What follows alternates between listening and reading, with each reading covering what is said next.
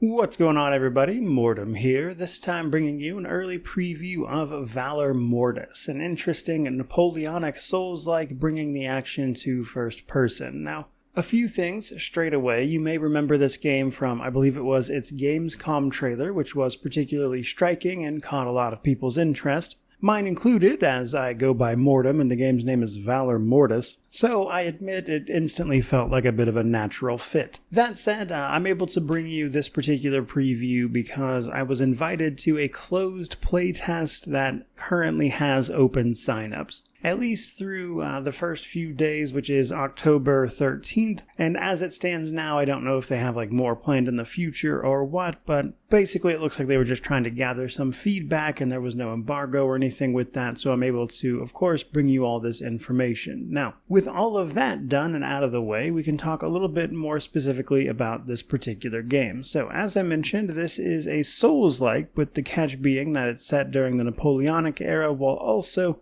being in first person, of course. In particular, though, it appears we wake up in the aftermath of a catastrophic battle that has clearly not gone well, I would say, or perhaps has gone well, depending on your version of success with this particular battle, but either way, we're having to fight off mutated humans who have seemingly come into contact with some sort of bizarre substance. And to make matters more interesting, we're hearing the voice of none other than Napoleon himself. Now, I did try to garner more of what the story was about from Napoleon, but unfortunately he was being a little short with me. Even still, I was able to glean a few details. In particular, we play a soldier named William who was brought back from a death that happened on the battlefield. This is most likely the result of this strange plague or illness or mutations that seem to be spreading about, with the catch being that we seem to be able to harness some measure of its power. And we first notice this by absorbing that exact power from this strange-looking corpse, where we then gain the ability to shoot fire from our hand temporarily, as our mana, or I think it's nephoglobin is what it's calling it here, will allow. So straight away, a lot of fantastical elements, as you would probably imagine.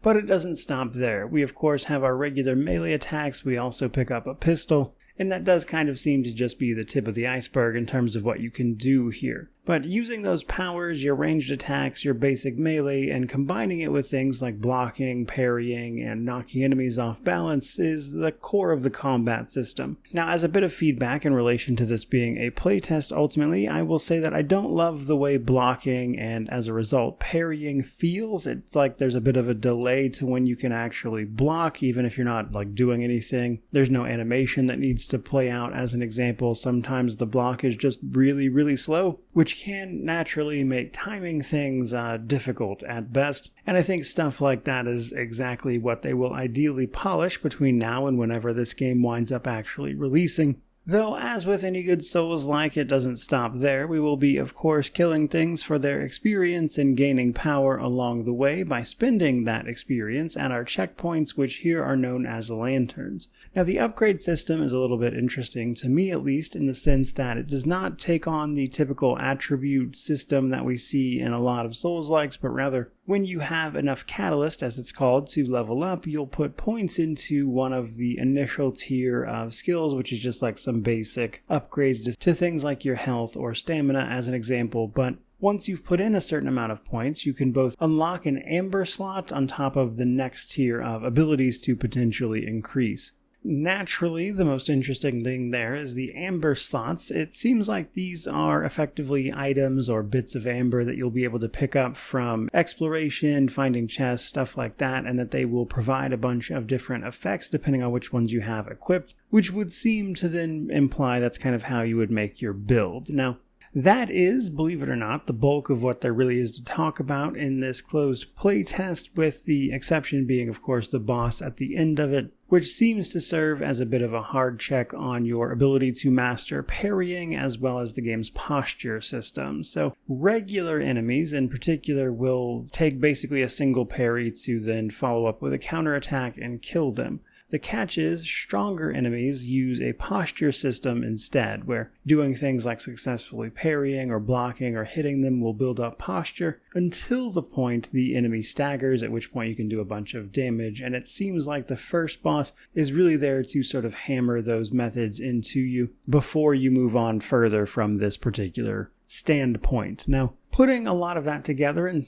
kind of bringing this to a conclusion on this one, I will say that I enjoy the way the actual swordplay feels. They do give you some options to mess around with things like FOV as well as the mouse sensitivity, which was really something I needed to change. It was incredibly sensitive by default, but I also think just the concept of trying to do something like this in first person is novel, but it's probably worth a mention, and I hope the devs at least know that some people, on top of not wanting to play Souls-likes generally at this point, also just straight up will not play a game that is only first person exclusive, which means I do have a few questions about, I suppose, whether or not this game is going to be able to find a large enough audience to be successful. But even beyond that, I also have some lingering questions around things like the level design. As an example, like the demo is, as you would expect from something that is effectively pre-alpha, on the smaller side. And the curious part of me kind of wants to know how potentially open or exploration-focused further areas would be. Because while I did find a quest to run around in and an enemy that was harder than the boss behind it, I'm curious how much stuff like that they plan for in the future as they move forward. But ultimately, though, I suppose time will tell on this one. So still a lot of questions, as you would expect. This is a fairly early look. It looks like they're mostly trying to solicit feedback from this playtest as they move forward. But either way, I will certainly be interested in checking it out as it continues to proceed through its development phases. But for today, I think that is pretty well going to wrap it up. So certainly hope you enjoyed the video. By all means, let me know what you think about this one down in the comment section below. But regardless of any of that, truly, just thank you so much for watching. I really do appreciate it. May you wander in wisdom and have an amazing day.